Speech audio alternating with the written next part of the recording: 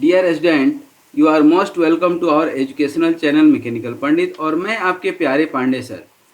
आज operation management में एक बहुत इंपॉर्टेंट टॉपिक हम लोग पढ़ने वाले हैं जिसका नाम है प्रोडक्ट लाइफ साइकिल मैनेजमेंट। अब देखिए, प्रोडक्ट लाइफ साइकिल मैनेजमेंट हम स्टार्ट करें इसके पहले थोड़ा सा प्रोडक्ट लाइफ साइकिल का कॉन्सेप्ट आपको बताएंगे। देखिए, प्रोडक्ट लाइफ साइकिल होता क्या है, तो हमने जो है एक लेक्चर में आपको पढ़ाया था जस्ट पिछले लेक्चर में कि basically product life cycle, product मतलब क्या, anything which can be sold in the market और it is usable to the customer.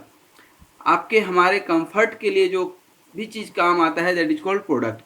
अब देखिए, यहाँ पर कोई भी प्रोडक्ट जब मार्केट में आता है तो मार्केट में आने के पहले उसके ऊपर बहुत सारे R&D करते हैं, ठीक है ना, मार्केट स्टडी करते हैं कि मार्केट में प्रोडक्ट चलेगा या नहीं। फिर जब चलेगा ऐसा लग जाता है तब हम लोग उस प्रोडक्ट को मैन्युफैक्चरिंग करके मार्केट में लाते हैं, धीरे से इंट्रोड्यूस करेंगे। हमने बताया था कि इंट्रोडक्शन में दुनिया भर की एडवर्टाइजिंग और जो है ब्रांडिंग की ज़रूरत पड़ती है। धीरे धीरे मार्केट में सक्सेस हो गया प्रोडक्ट तो उसको ग्रोथ मिलती है, जो है सेल्स बढ़ते हैं। फिर एक समय आएगा कि मैक्सिमम सेल्स आपको मिलेंगे, मैच्योरिटी रहेगी। फिर एक समय के साथ बहुत सारे प्रोडक्ट, सिमिलर प्रोडक्ट मार्केट में आ जाएंगे तो धीरे धीरे आपका डिक्लाइन हो जाएगा, प्रोडक्ट कम बिकने लगेगा। ज़्यादा बेचने के लिए प्रोडक्ट में कुछ अपग्रेडेशन आपको करना पड़ेगा। ये मार्केट की हकीकत है। तो इसको प्रोडक्ट स्टार्टिंग फ्रॉम जो है production to the recycle is called product life cycle, ठीक है ना, क्योंकि रिसाइकिल भी तो करना है उसको, जो है। तो phases of the product life cycle जो है ना, हमने आपको बताए थे बहुत सारे, जिसमें कि कॉन्सेप्ट हो, आइडिया जनरेशन हो, जो है ना, फिजिबिलिटी उसकी कीजिए, टेक्निकल R&D कर लीजिए, मार्केट रिसर्च कर लीजिए कि मार्केट में चलेगा नहीं चलेगा। फिर थोड़ा सा प्रोडक्शन करके मार्केट में चला करके देख लीजिए। फिर कमर्शियल प्रोडक्शन कीजिए, प्रोडक्ट की ब्रांडिंग कीजिए, ठीक है ना, प्रोडक्ट को लॉन्च कीजिए पूरे तामझाम के साथ। फिर मार्केट डेवलप कीजिए अपना, ठीक है ना। फिर आपको ग्रोथ, फिर कंपटीटर से भी आपको लड़ाई लड़नी है, क्योंकि जैसे ही आप प्रोडक्ट उतारेंगे मार्केट में और यदि प्रोडक्ट मार्केट में चल गया तो सिमिलर प्रोडक्ट बहुत सारे उतरेंगे मार्केट में, फटाफट उतरने लगते हैं, ठीक है ना। फिर मार्केट धीरे धीरे गिरने लगे यदि, तो आप एनालाइज कीजिए कि कहाँ चूक हो गई।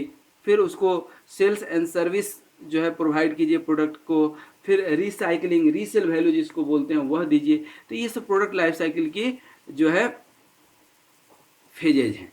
आज इसी फेजेज को आगे बढ़ाते हुए हम लोग 3 चीज़ इसमें पढ़ने वाले हैं, ठीक है ना। वो 3 चीज़ कौन कौन सा है तो इसको समझ लीजिए। सबसे पहले हम लोग पढ़ेंगे प्रोडक्ट लाइफ साइकिल का फ्रेमवर्क।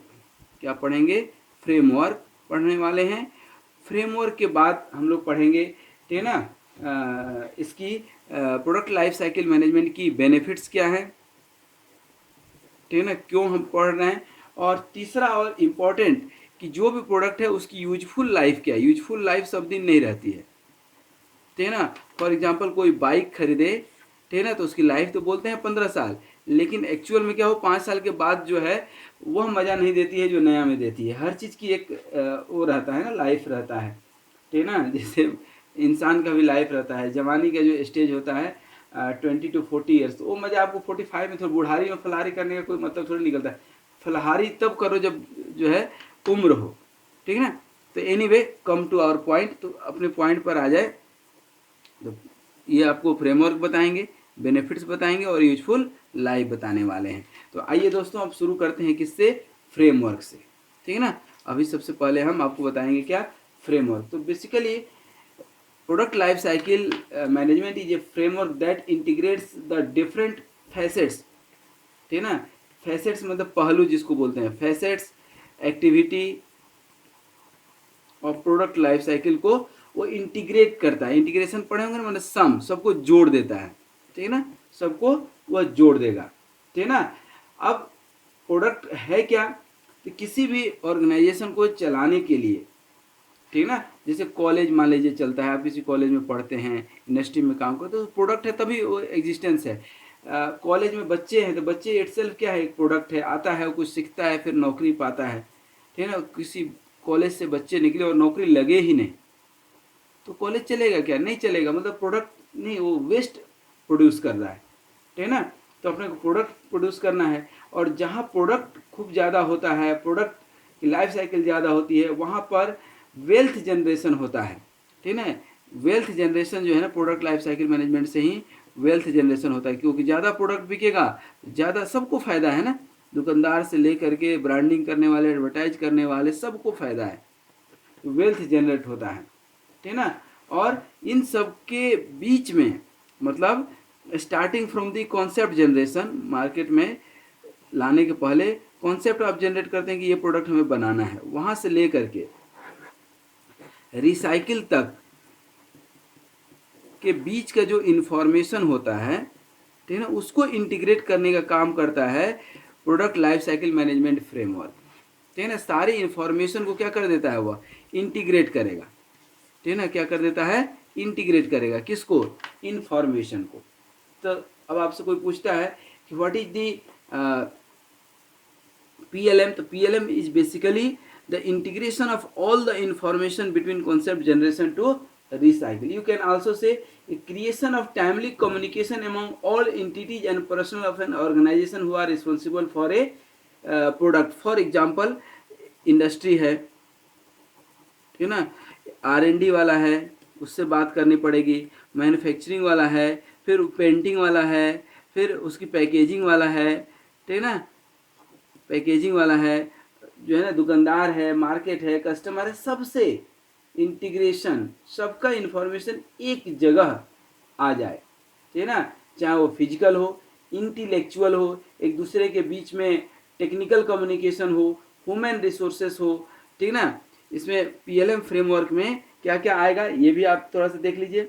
सबसे पहला जो इम्पोर्टेंट होता है वो क्या होता है, ह्यूमन रिसोर्स, ठीक है ना। सबसे इम्पोर्टेंट क्या होता है, ह्यूमन रिसोर्स, ह्यूमन रिसोर्स। उसके बाद जो है ह्यूमन रिसोर्स से भी ज़्यादा इम्पोर्टेंट होता है कि अब फिजिकल मटेरियल, फिजिकल जो है ना, फिजिकल मटेरियल या फिजिकल प्रोडक्ट या फिजिकल जो भी थिंग्स है, मशीन या जो भी है, ठीक है ना। उसके बाद होता है इंटेलेक्चुअल, ये बहुत इंपॉर्टेंट है, ये दिखता नहीं है लेकिन बहुत, ठीक है ना। इंटेलेक्चुअल जो है लेवल्स कि कौन किस लेवल में काम करता है, ठीक है ना, कैसे आपके कस्टमर हैं, पढ़े लिखे कस्टमर हैं, अनपढ़ गंवार हैं, कैसे हैं। फिर मैन्युफैक्चरिंग, फिर marketing and branding almost same हम यहाँ मान लेते हैं, ठीक है ना। फिर आप प्रोडक्ट का हर चीज़ तो इंडस्ट्री में बनाते नहीं है, कुछ आपका सप्लायर प्रोवाइड करेगा, ठीक है ना, तो सप्लायर होगा। फिर लास्ट में कस्टमर तो है ही है, ठीक है ना। तो these are the things that you have to consider while introducing the product in the market. You have to integrate all this things, इन सब का क्या करना है, इंटीग्रेशन। अभी हमने बताया इंटीग्रेशन पढ़े हैं ना, इंटीग्रेशन मतलब सबको जोड़ करके रखना है, ठीक है ना।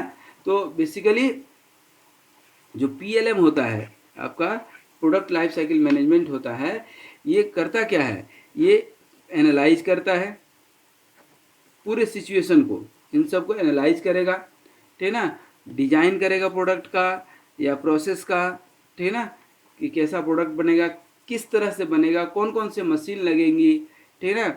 उसके बाद पूरे सिचुएशन को मैनेज करता है, चाहे वो डिलीवरी हो, प्रोडक्शन हो, मार्केटिंग हो, लॉस हो, प्रॉफिट हो, ठीक है ना। फिर प्रोडक्ट का जो है रिटायरमेंट भी आज न कल तो होगा, इसको भी इंटीग्रेट करता है, ठीक है ना। फिर उसका यूजफुल लाइफ क्या रहा, फिर फीडबैक क्या रहा कस्टमर का, ये सारे चीज़ों को product life cycle management integrate करता है, ठीक है ना।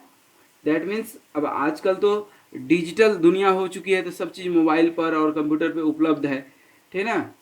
बट जब नहीं थी तो उस समय कुछ ही चीज़ें इम्पोर्टेंट हुआ करती थी, जैसे प्रोडक्ट के फीचर्स क्या है, ठीक है ना, ये भी आपको सोचना है, प्रोडक्ट फंक्शनल है या उसकी क्या फीचर है, क्या कैरेक्टरिस्टिक्स है, ठीक है ना, क्या कॉस्ट है, उसकी क्वालिटी की फीडबैक, मतलब ये सब फीडबैक में आ जाएंगे कि क्या लोगों का क्या कहना है। फिर अकॉर्डिंगली आपको उसमें चेंज भी करना पड़ेगा, ठीक है ना, आपको उसमें चेंज भी करना पड़ेगा। देखिए एक आपको फिगर दिखाते हैं, इस फिगर से आपको समझ में आ जाएगा कि एक पीएलएम फ्रेमवर्क जो हमने नाम दिया था ना, फ्रेमवर्क, ये फ्रेमवर्क हम आपको बना करके दिखाते हैं।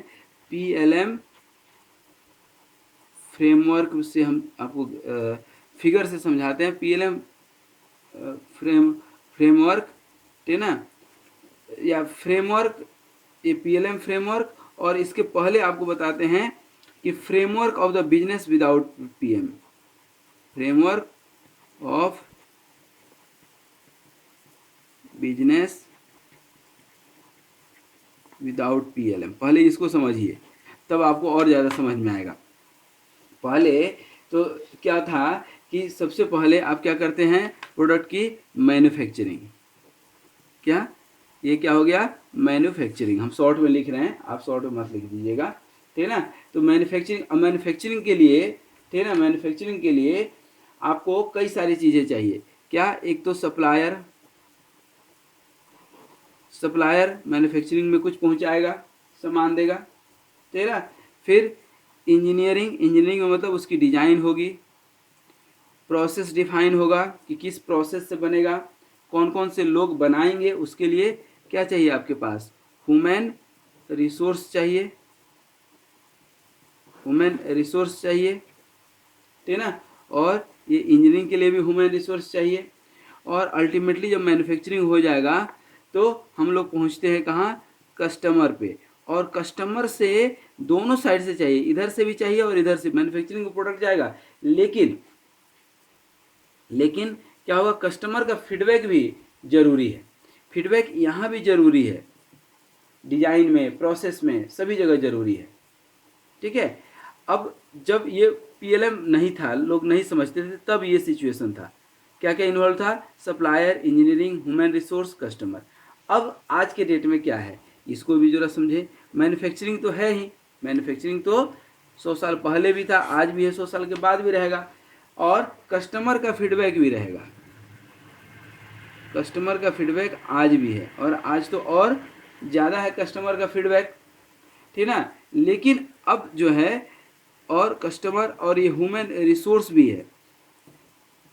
देखिए आपको हम दिखा रहे हैं कि पहले जो था और अभी जो है, कहाँ पर चेंज हुआ है। ह्यूमन रिसोर्स पहले भी था, जो कस्टमर सोर्स से भी लगा हुआ है और मैन्युफैक्चरिंग से भी कनेक्टेड है, ठीक है। फिर ये देखिए, इंजीनियरिंग जो है पहले भी था, आज भी है, ये भी कनेक्टेड है किससे, मैन्युफैक्चरिंग से कनेक्टेड रहेगा सीधा। और इधर ह्यूमन रिसोर्स से भी कनेक्टेड रहेगा। और क्या रहेगा, बाहर से कोई सप्लायर भी तो रहना चाहिए, जो कहाँ से कनेक्टेड रहेगा, इंजीनियरिंग से भी, कि किस तरह का प्रोडक्ट सामान सप्लाई कर रहा है, उसी के अकॉर्डिंग तो डिजाइन करेगा वो। और ये फिजिकल आइटम भी दे रहा है, यहाँ पर क्या है, ये फिजिकल फ्लो। अब देखिए ऑलमोस्ट ये देखने में दोनों सेम लग रहा है ना, लेकिन पैरामीटर अब चेंज हो जाएगा। अब जब फ्रेमवर्क आ जाएगा, कौन सा, पीएलएम, फ्रेमवर्क में क्या आ जाएगा, पीएलएम। तो अब देखिए वो कैसे चेंज हो रहा है, ठीक है ना, वो कैसे चेंज हो रहा है, इसको समझने की थोड़ी सी कोशिश कीजिएगा। देखिए यहाँ पर सबसे पहले जब हम बात करते हैं, ठीक है ना, सप्लायर की, ठीक है ना, तो सप्लायर से इंजीनियरिंग के बीच में जब जाते हैं, तो यहाँ पर पहले जो है सप्लायर के पास जो सुविधा है वो पहुँचा दिया, लेकिन आज के डेट में सप्लायर हज़ारों पड़े हुए हैं। तो यहाँ पर पहले सिर्फ मटेरियल था, लेकिन आज की डेट में निगोशिएशन भी है, क्योंकि बहुत सारे सप्लायर उपलब्ध हैं, रिक्वायरमेंट्स है, क्वालिटी चेक है, कंप्लायंस है, ये सारी चीज़ें इसके अंदर आ गई है, ठीक ना। फिर जब इंजीनियरिंग से मैन्युफैक्चरिंग की बात कर रहे हैं, तो यहाँ पर आ गया इंटेलेक्चुअल फ्लो। अब यहाँ पर ध्यान दीजिएगा, ये इधर कहीं इंटेलेक्चुअल फ्लो नहीं था, लेकिन अब जब इसमें आ रहे हैं तो ये क्या आ गया, इंटेलेक्चुअल फ्लो।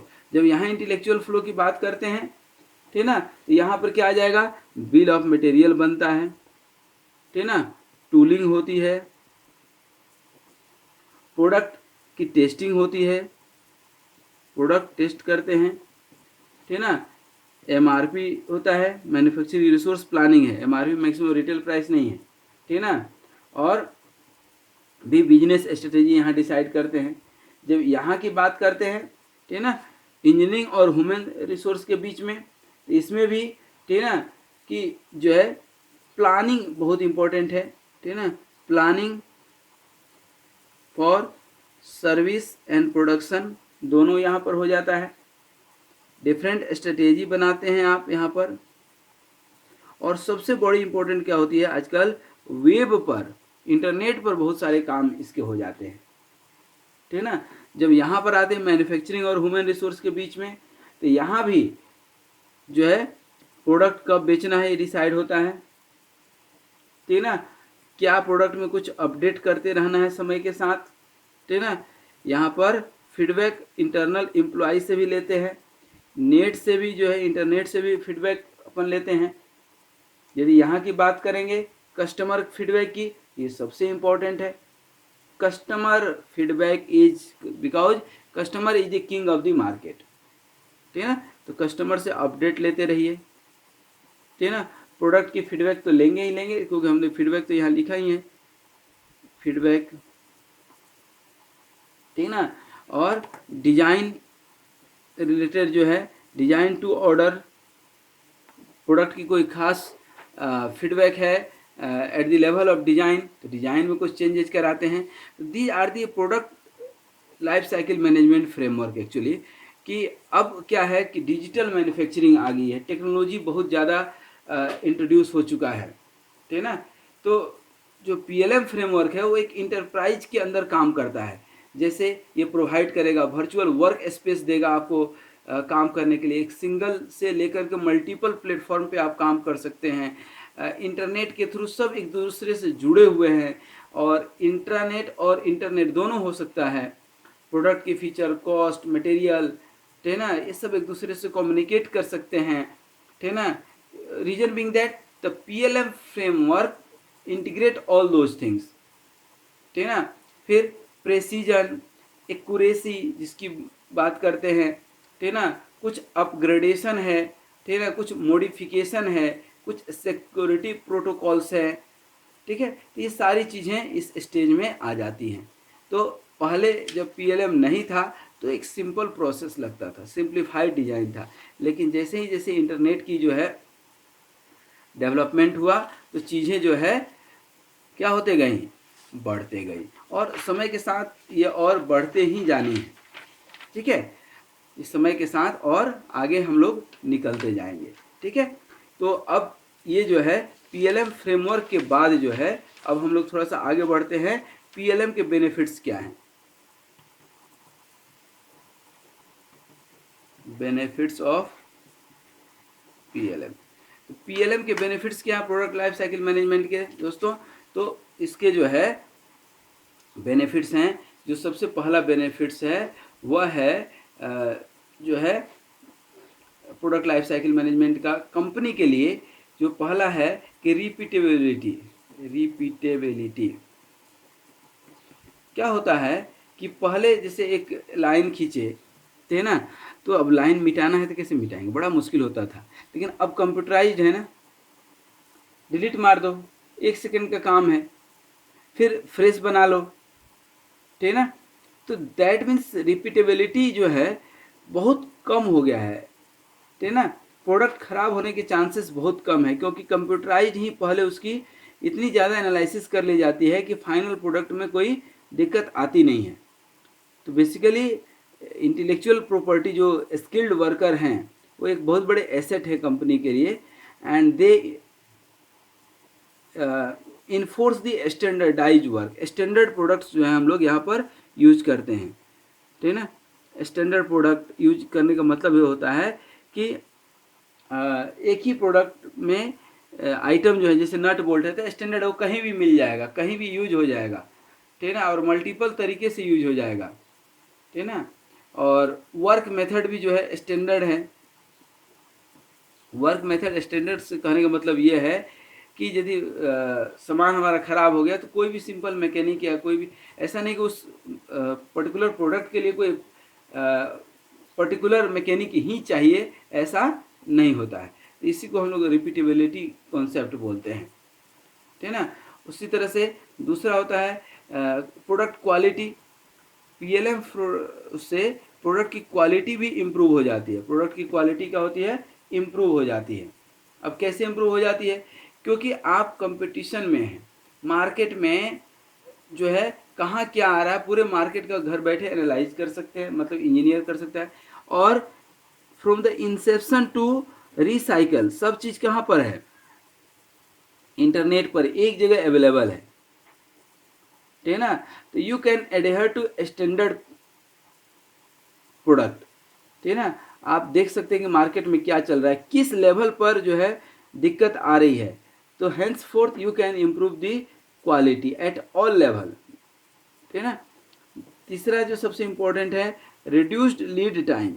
अब बोलिएगा सर लीड टाइम क्या होता है, ठीक है ना। प्रोडक्ट की जरूरत है मंडे को और आपने बना लिया संडे को, तो संडे टू मंडे जो 12 घंटे टाइम बच गया आपको या 24 घंटे टाइम बच गया, उसी को बोलते हैं रिड्यूस्ड लीड टाइम। तो लीड टाइम को रिड्यूस करना, जब चाहिए तभी बनाओ ना। क्यों एक महीना पहले हम बना करके रखें? क्योंकि इन्वेंट्री भी देना है, फिर इन्वेंट्री में प्रोडक्ट ज़्यादा जमा हो जाएगा, तो मतलब प्रोडक्ट जमा होना मतलब पैसा ब्लॉक हो गया। तो जब मार्केट में जैसा ज़रूरत पड़े उसी हिसाब से प्रोडक्ट बनाओ, एडवांस में प्रोडक्ट बना करके रखो ही नहीं, ठीक है ना।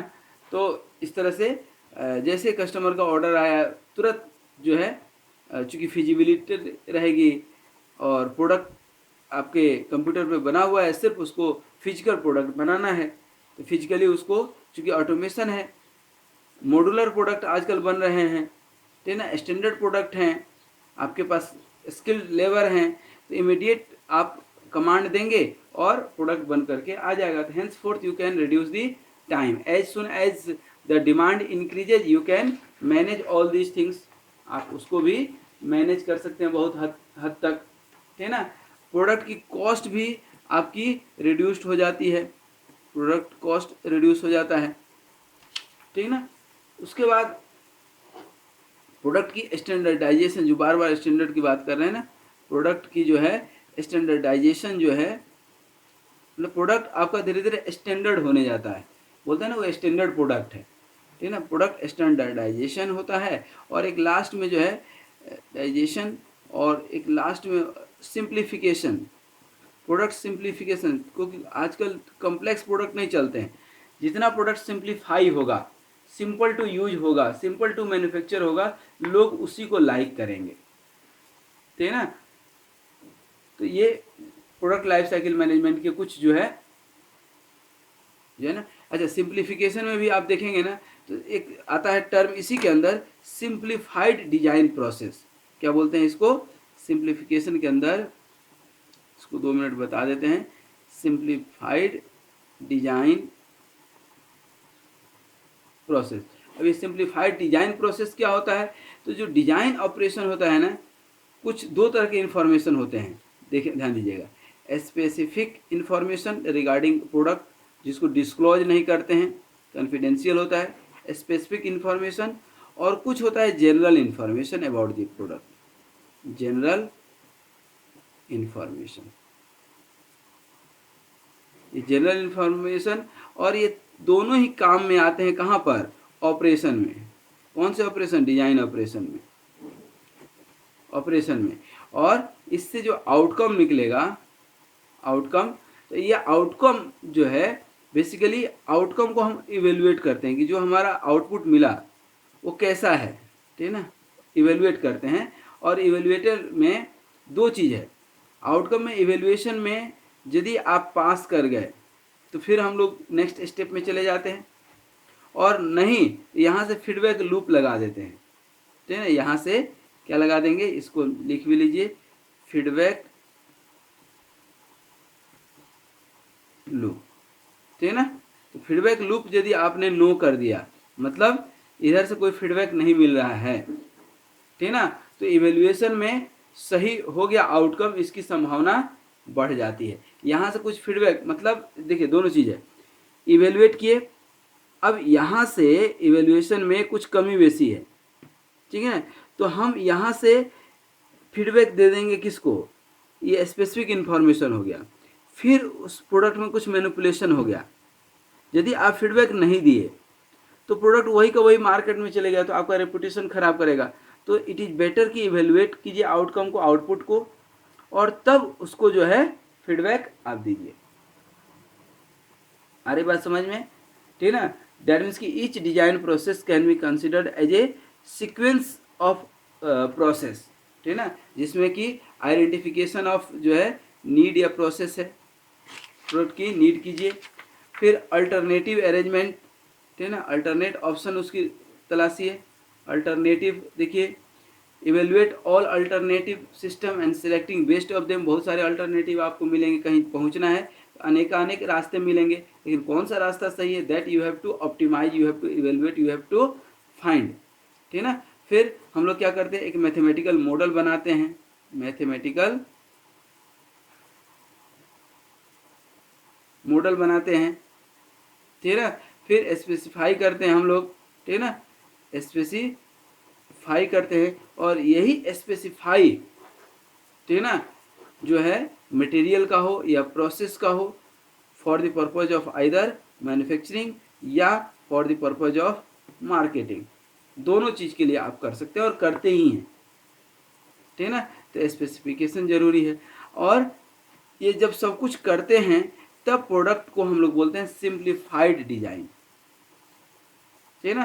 तो प्रोडक्ट को जितना सिंप्लीफाई आप करेंगे, और कैसे संभव है कि आप बार बार फीडबैक ले करके, ठीक है ना, बार बार फीडबैक ले करके और उसको स्पेसिफिक इंफॉर्मेशन में रख करके उसके अंदर चेंजेज लाइए, ठीक है ना, क्योंकि इट इज इटरेटिव प्रोसेस, एक बार में कोई जो है ना विद्वान नहीं बनता, पढ़ते पढ़ते मेहनत करते करते। आज हम आपको पढ़ा रहे थे, ये आज का नहीं है, ये तो कई सालों से क्लास में पढ़ाते पढ़ाते एक बार दिमाग में आया कि वीडियो बना करके आप तक पहुंचा दे। एक दिन में कुछ नहीं होता है, ठीक है ना, कोई जो है काम के लिए तो समय तो लगता है। तो these are the benefits of the PLM, product life cycle management, याद रहेगा। अब देखिए यहाँ पर, अब लास्ट थोड़ा सा चलते हैं कि how can we extend product useful life. ये हमने PLM जो पढ़ा रहे थे हम, ठीक है ना, तो आपको यूजफुल लाइफ यहाँ बताए थे। यूजफुल लाइफ क्या होता है, ये यूजफुल लाइफ अभी बचा हुआ है, यूजफुल लाइफ 2 मिनट पढ़ लें। एक्सटेंशन ऑफ, क्या लिख देते हैं, एक्सटेंशन ऑफ यूजफुल लाइफ या products useful life, products useful life. देखिए ज़िंदगी तो वही है ना, जितना यूज आप कर पाए, जितने जीवन में length of life is being basically the time in which you have remain very much happy, healthy and success, ठीक है ना। और हैप्पी और हेल्दी जो है वही दुनिया में बेसिकली सक्सेस भी है, ठीक है ना, सब लोग सक्सेस नहीं है। तो useful life of a product stage for its use by the customer. जैसे बाइक है तो 15 साल कहने के लिए लाइफ है, लेकिन 5 साल तक ही चलता है, उसके बाद तो फिर मेंटेनेंस और सर्विसिंग की ज़रूरत पड़ती है, कुछ खराब हुआ, ठीक है ना। इसलिए बोलते हैं ना कि बाइक की जो है लाइफ 1 लाख किलोमीटर तक अच्छी है, 1 लाख किलोमीटर तक वो अच्छा चलता है, उसके बाद धीरे धीरे कुछ ना कुछ खराबी आते जाएगा। जैसे लाइफ है हम लोग का, निजी लाइफ, प्राइवेट लाइफ है, तो क्या है लाइफ कितना 40-45 तक साल तक ठीक है, उसके बाद धीरे धीरे कोई ना कोई बीमारी पकड़ लिया, कुछ ना कुछ होते रहता है शरीर में, तो वो यूजफुल लाइफ नहीं है, ठीक है ना। तो ये जो है लाइफ को यूजफुल बनाने के लिए कुछ तरीके हैं, कुछ जो है स्ट्रेटेजी है दैट कैन बी यूज। तो फॉलोइंग स्ट्रेटेजी हम लिख देते हैं, कुछ 2-4 स्ट्रेटेजी जितना याद आ जाए। Following strategies can be used to extend the products useful life. पहला क्या है दोस्तों, design for durability, design for durability, design for durability. Durability मतलब प्रोडक्ट की लाइफ ज़्यादा से ज़्यादा हो, with the number of operation of cycle which a product can sustain before it finally breaks, ठीक है ना। जैसे फैन आपका चल रहा है या ट्यूबलाइट है, ये सब प्रोडक्ट हैं, इसकी यूजफुल लाइफ कब तक है। अब बाद में डिम होकर के जलने लगा, लाइट अच्छी नहीं आ रही, तो उसकी यूजफुल लाइफ ख़त्म हो गई, ठीक है ना। तो ड्यूरेबिलिटी यदि हम बढ़ा देते हैं, जो प्रोडक्ट 2 साल चल रहा था वो 4 साल चलने लगे, तो आदमी निश्चिंत हो गया 4 साल के लिए, ठीक ना। दूसरा होता है डिजाइन फॉर रिलायबिलिटी, कि प्रोडक्ट हमारा रिलायबल हो, रिलायबिलिटी। अब कोई ट्यूबलाइट का एग्जांपल अभी हम देख रहे थे, या कोई बल्ब है, आप खरीदे और 10 दिन के बाद खराब हो गया, तो मूड खराब हो जाता है, 1 महीने के बाद खराब हो गया, ठीक है, वारंटी आप जाते हैं, हो सकता है कि चेंज कर लें, लेकिन किसको फुर्सत है चेंज करने का। तो क्यों ना हम इस तरह से डिजाइन करें कि प्रोडक्ट की रिलायबिलिटी हो, कम से कम 1 साल बोला गया है, तो 1 साल निश्चिंत होकर के हम उसको जो है चला सकें, यूज कर सकें। प्रोडक्ट मोटरसाइकिल की लाइफ 15 साल है तो हम उसको यूज कर सकें, ठीक है ना। मोबाइल कम से कम हमारा 3 साल 4 साल ठीक से चले, ठीक है ना। तो प्रोडक्ट शुड बी रिलायबल। अच्छा, रिलायबिलिटी सिर्फ एक, ये तो ड्यूरेबिलिटी है। रिलायबिलिटी का मतलब कि जैसे 4 साल चल रहा है तो बीच में उसकी फंक्शनिंग सही हो। जैसे आप घड़ी खरीदते हैं, मान लीजिए कि आपने घड़ी खरीदी 4,000 रुपये की, ठीक है ना। अब ये घड़ी जो है, मैं आपको दिखा रहा हूँ, ये घड़ी हमने आज से 10 साल तो नहीं हो रहे, 6-7 साल पहले हमने मान लीजिए खरीदा। आज तक 1 सेकेंड भी ये प्लस माइनस नहीं हुआ, तो हम क्या बोल सकते हैं कि रिलायबल है। नहीं तो जब मन तब स्लो हो जाए तो इसका मतलब कि रिलायबल नहीं है ये कंपनी, ठीक है ना। सोनाटा की कंपनी है तो मतलब ब्रांडेड है, तो ये इसीलिए जो है ना, इसकी रिलायबिलिटी, इसी को रिलायबल कि बीच में वो खराब ना हो, जो फंक्शन बताया गया है हमें, ठीक है ना। मतलब कि ability of a product to perform its function. मैं इसको लिख देता हूँ, कई जगह रिलायबिलिटी पूछा जाता है। Ability of product, ability of product to perform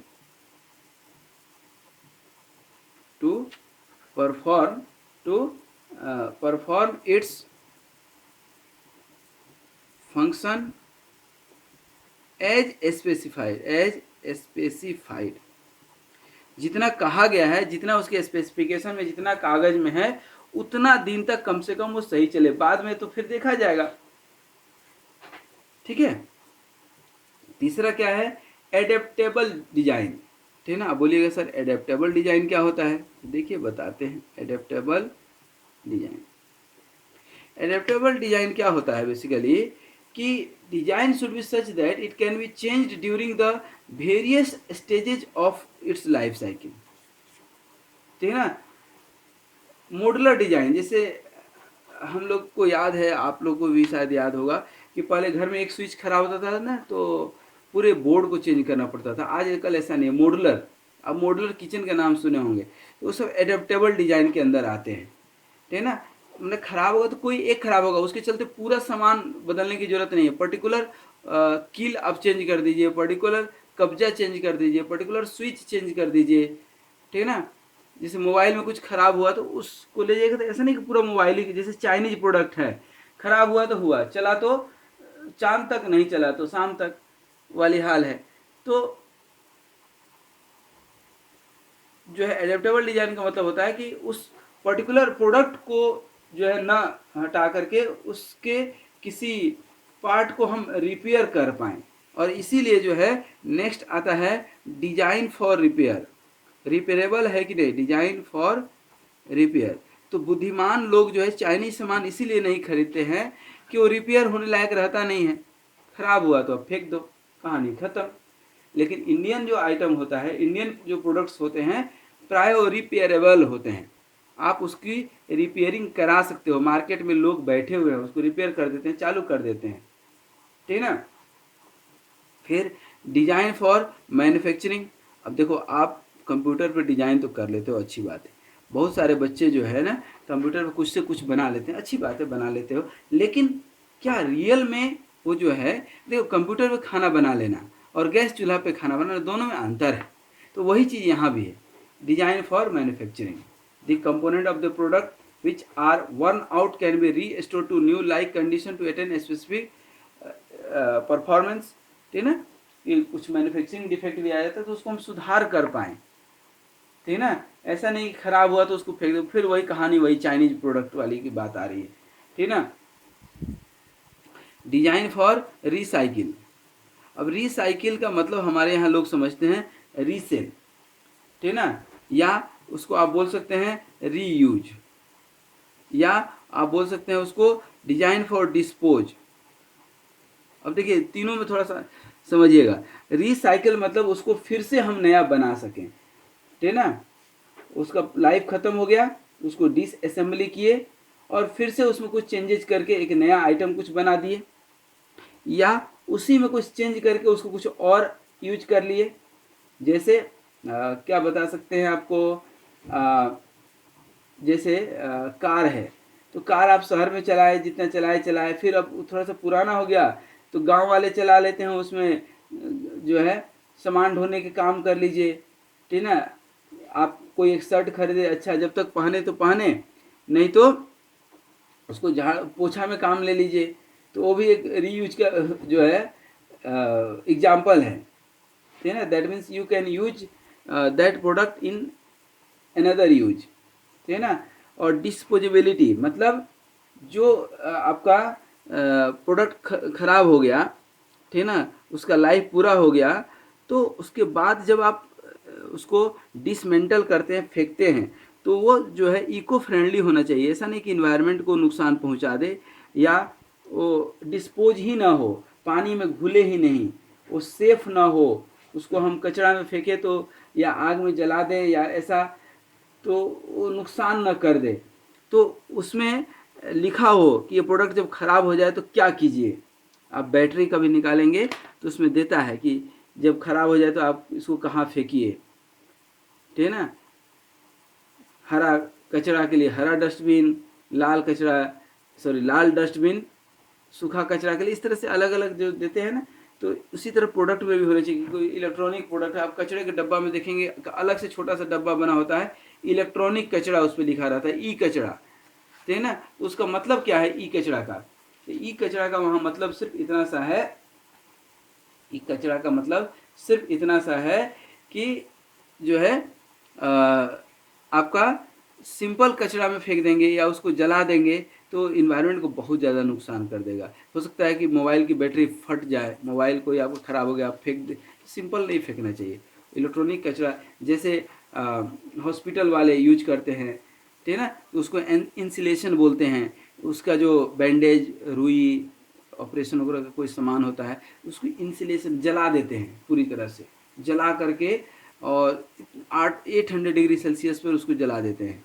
तो जला देंगे तो क्या हो जाएगा, वो धुआं बन जाता है, सब चीज़ जल करके पूरी खाक हो जाती है हर चीज़। तो उससे क्या होता है, और उसका जो धुआं निकला वो पानी के साथ बहा देते हैं, क्योंकि उसको सिंपल कचरा में या नदी में फेंक देंगे ना, तो वो जो है इन्वायरमेंट को बहुत नुकसान करता है। पटना में गंगा नदी में अनेकानेक हॉस्पिटलों के कचरा फेंक दिए जाते हैं, इसीलिए गंगा का पानी जो है आज की डेट में गंदा हो गया। करोड़ों अरबों खर्च करने के बाद भी वो शुद्ध नहीं हो पाएगा, संभव ही नहीं है जब तक लोगों की मानसिकता शुद्ध नहीं होगी, ठीक है।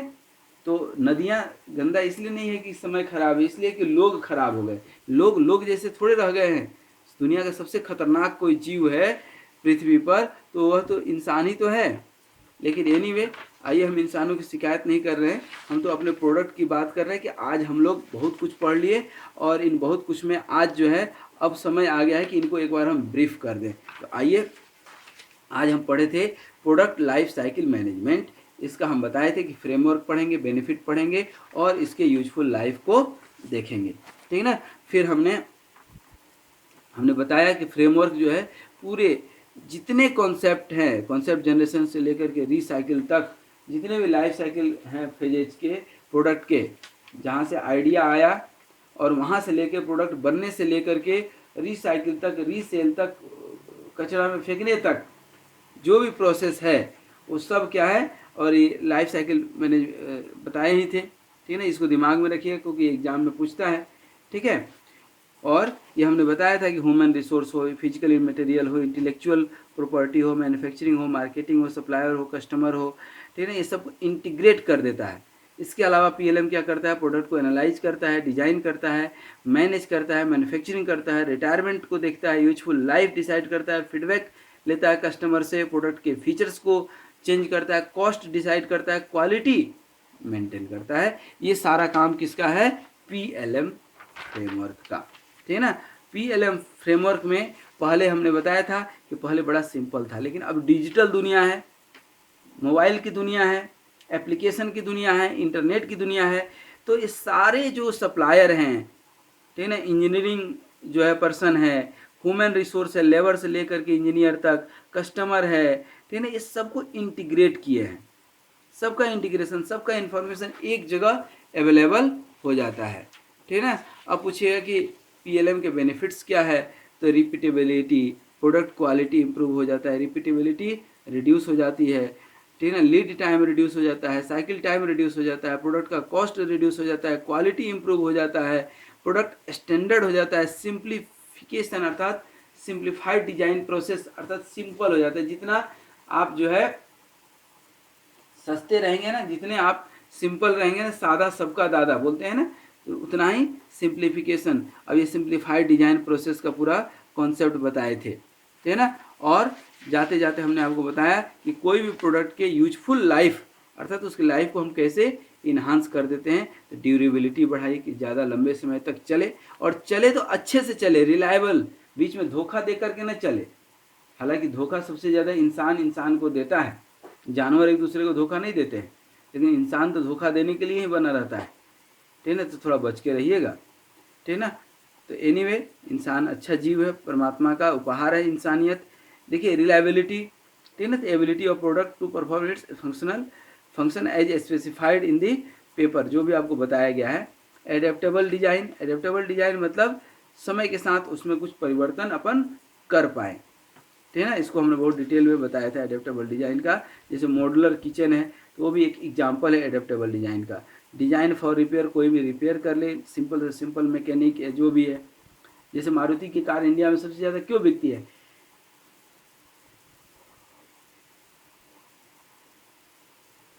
क्यों बिकती है, सोचिए। क्योंकि उसके पीछे लॉजिक इतना है कि कोई सिंपल मैकेनिक भी उसको रिपेयर कर लेता है, गांव घर का मैकेनिक भी उसको रिपेयर कर लेता है, इजी टू रिपेयर है। फिर इजी टू मैन्युफैक्चरिंग भी होना चाहिए। आपने कंप्यूटर पर डिज़ाइन किया और उसकी मैन्युफैक्चरिंग नहीं बन पाई तो कोई मतलब नहीं है। प्रोडक्ट की रिसाइकलिंग आसान हो, रीयूज आसान हो, उसको बाद डिस्पोज कर सकें आसानी से। तो ये सब था PLM, product life cycle management. आपने 40 मिनट का समय दिया, और 40 मिनट से मैक्सिमम 40 मिनट का ही हमारा वीडियो रहता है, इससे ज़्यादा कभी नहीं रहता है दोस्तों। तो आज हमने प्रोडक्ट लाइफ साइकिल मैनेजमेंट में काफ़ी सारी चीज़ें हम देखें।